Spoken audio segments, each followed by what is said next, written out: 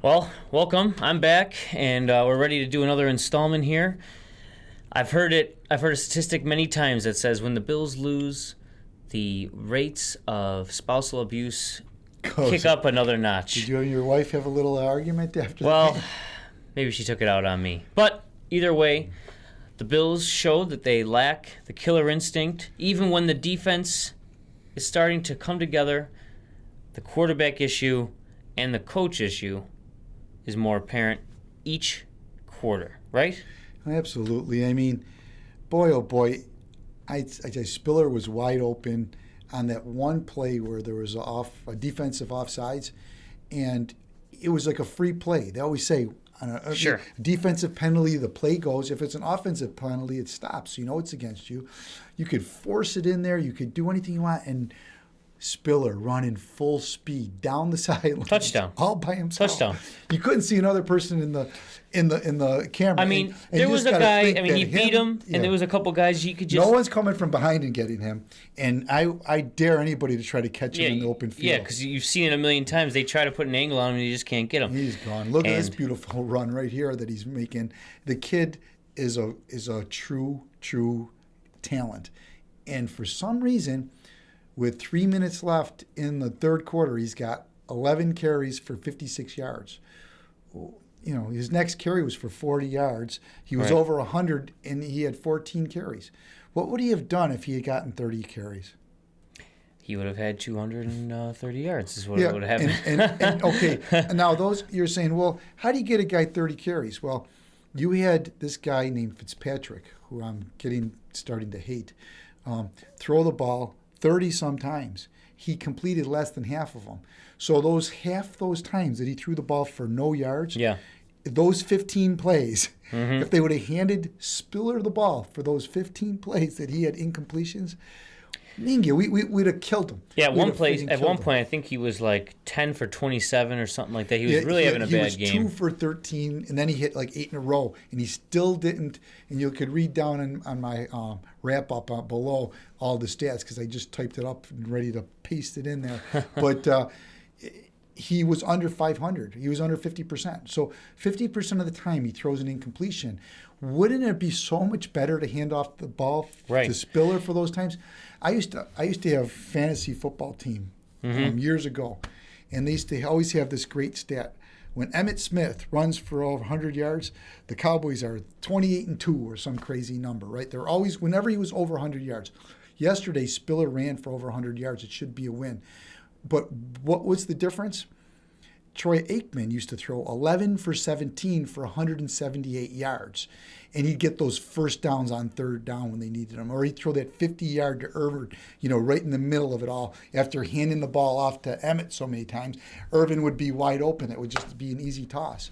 But the difference with us is he's running the ball 11 times instead of making 11 completions, and he's getting 30 incompletions. Sure, and it's like the reverse. And he had I was reading something that someone put up on the computer that if you count the dropbacks and everything, they called 38 pass plays to our 18 to 20 run plays.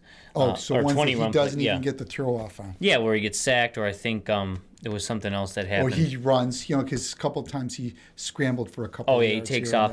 Now I know someone else says, and they want to play devil's. Well, if we had a better quarterback, then a lot of that passing would be okay. Fair enough, and that is true. But we don't have that quarterback, so why the hell are we throwing the ball so much? And even if we did, again, Troy Aikman.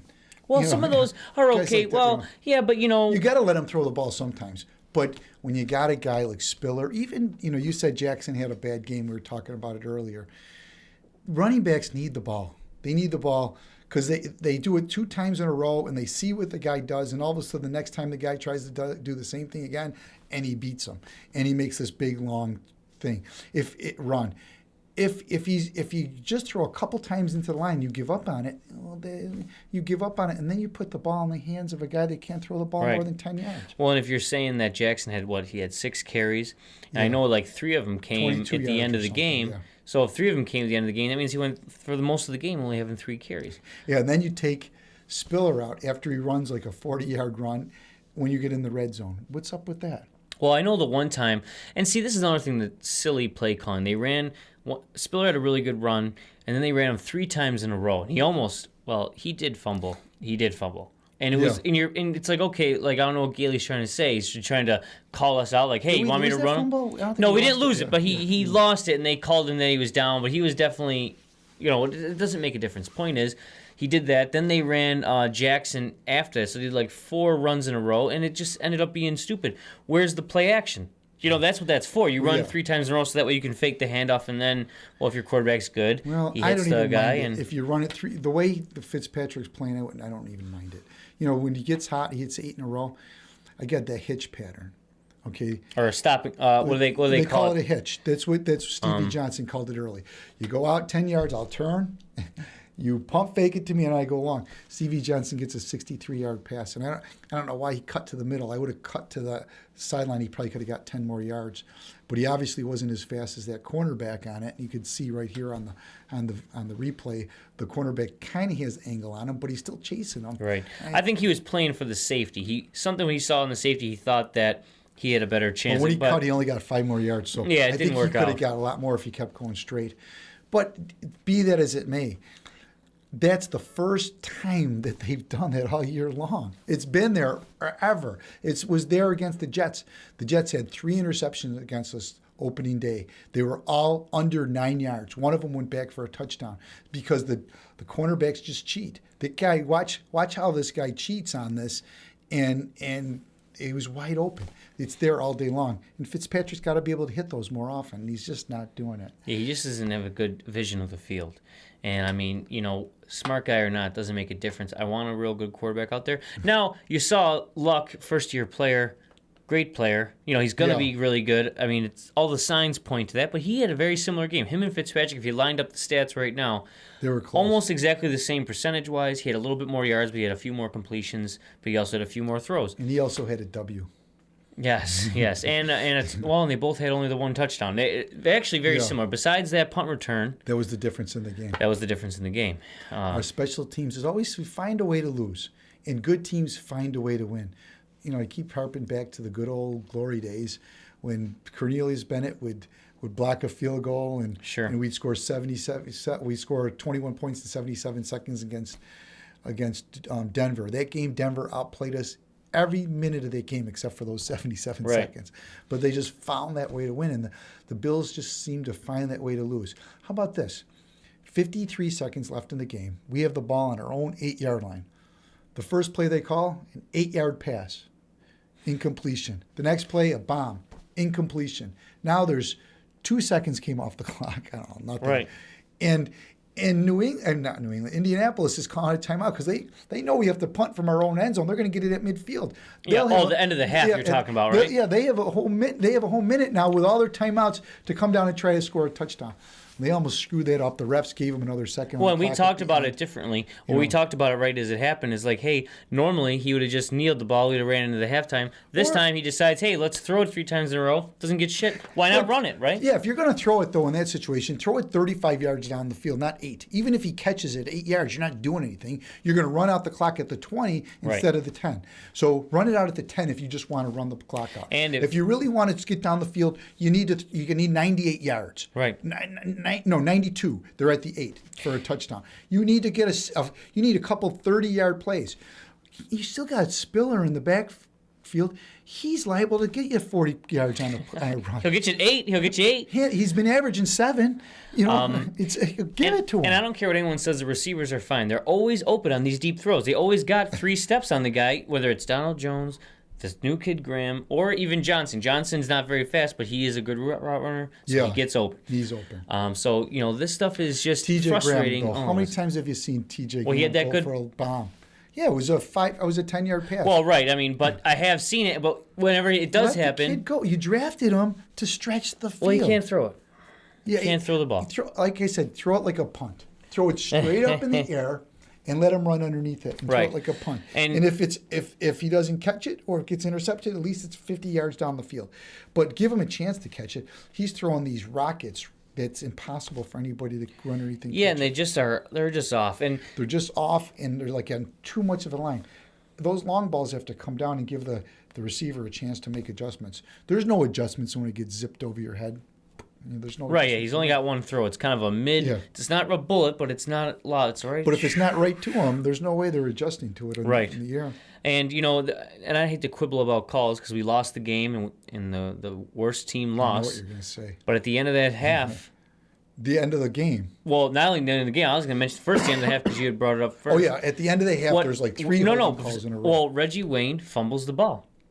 Oh, yeah. Yeah, that's right. Bird stripped the ball. Yeah, I think I have his ass is, well, he didn't say the stupid, the ref said something dumb. His buttocks was at the ball. But that was a later call. This time, Wayne's ass is like this, and the ball's out, and I saw still on the computer, it's clearly out, and Bird's like, well. They didn't even do it. Yeah, what the hell? And then they added, after the end of that, they added like about 7 seconds. Yeah, hey, go kick a field goal. And then they added 1 more second for good measure because it was down to 0, and they added another second. And then I know what you're going to say. Now, at the end, let's, we'll get into a little bit of the quirks of the game. So Fitzpatrick throws an ugly pick. Very ugly, terrible. I don't know how you don't see that guy, but he does. Stevie Johnson makes one of those Cornelius Bennett 77-second Denver, comeback Bills plays. He strips the ball. The kind of thing you always wish would happen. Yeah. He does it. And we talked about this before. That became another first down for us. Yeah, so we started again. So because they lost possession, even though I think it was like 3rd and 11 or something. Yeah, right. And we got the ball 10 yards behind our original line of scrimmage. They still, because there was a change of possession, they actually gave us a 1st and 10. Now it's 1st and 10. It's a clean slate. And I was talking about this about the overtime game a week ago. If it goes to overtime, you only get 1 possession each. Unless someone scores a touchdown. But unless someone scores a touchdown, does that count as a change of possession? If that happened your first possession in the overtime, the guy intercepts I think it does. Then he drops it and you get it back. That's a change of possession. So that counts as a possession. Oh, yeah. I never thought about it like that. So if you kick the field goal, if you did kick a field goal, you could just win. You could win. If the field goal is 52 yards, we're not going to kick it, though, because that's clearly too far. For Lindell. Yeah, he's only been doing it for 12 years. Okay, let's talk about that real quick. Lindell, right? We have the ball on the 4-yard line. They won't let him kick a field goal, right? But we had a first down at the 30 to start before that series, those 3 downs started. He threw 3 incompletions. He threw two incompletions. He got sacked? And a sack. So we lost 4 yards. Why not hand the ball off to this guy named Spiller that you drafted, that everybody didn't want to draft? 5 more yards. 5 yards, 3 times into the line, it's a 38-yard kick now. Yeah. Or a 47-yard kick or something. But it's not going to happen because he's going to get 7 yards of carry. He might even score a touchdown. It's, Gailey, what are you thinking about? It's not even the fact that you punted from the 34. Is the fact those 3 plays before, you didn't run the ball into the line. Or you didn't look your quarterback, grab him by the shirt and say, look, whatever you do, don't get sacked right now because we'll be out of field goal range. I'll let him kick it from 48, but I'm not going to let him kick it if you get a 4-yard sack. You saw he finally threw the ball away once.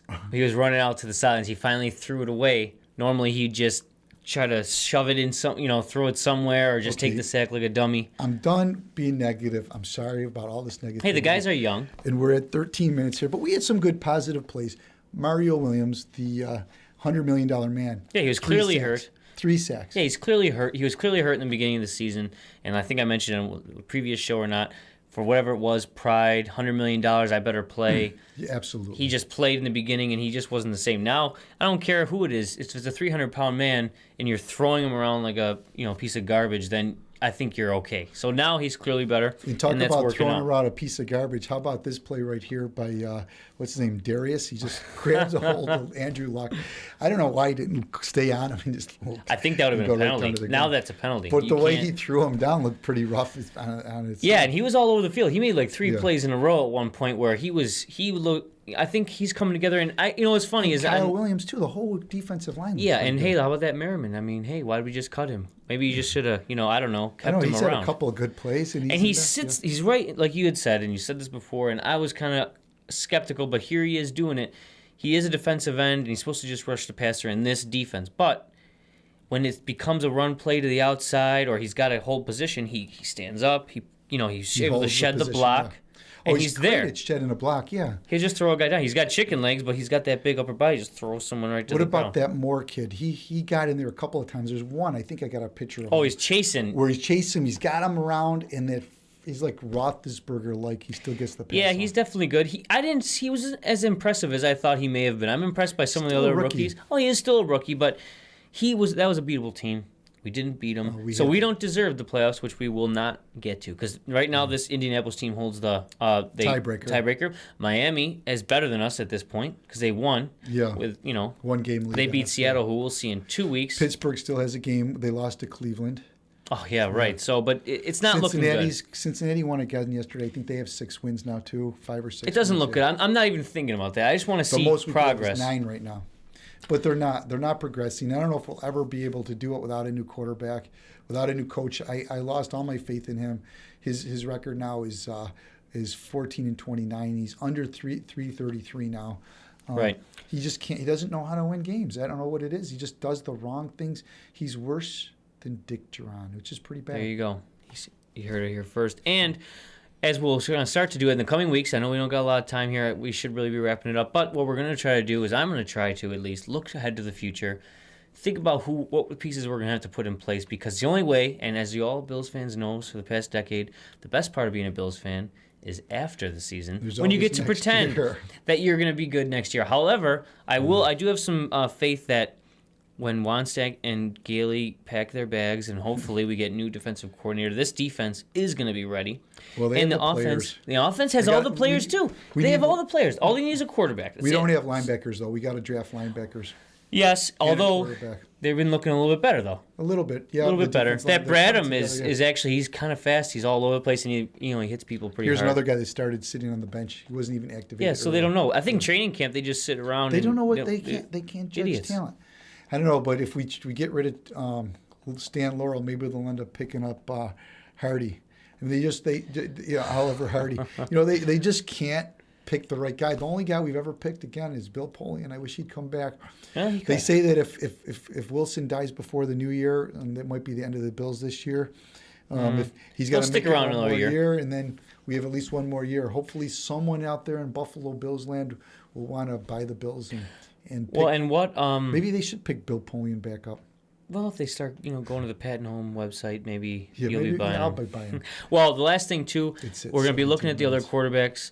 Alex Smith is going to be out there. I hope we don't get something like that. I'd rather just draft a new guy. However, if there was a veteran out there, that'd probably get us winning a little bit faster. But anything is better than what we got going on now. Well, just keep handing the ball off. It's not that hard. If the coach just figure that out. The Emmitt Smith, Troy Aikman, 17 for 11, 11 for 17 passing, 100-yard rusher, 30 times give him the ball, 26 times. That's the recipe for winning football games. Run and stop the run, baby. Yep. We're talking to you, Chan. Got the Sabres uniform on again. Next week, maybe the Bills. We'll see. We'll see. Probably against Jacksonville. Oh, that Malarkey's coming to town, so we're effing win. So go Bills. All right. See ya. Go Sabres.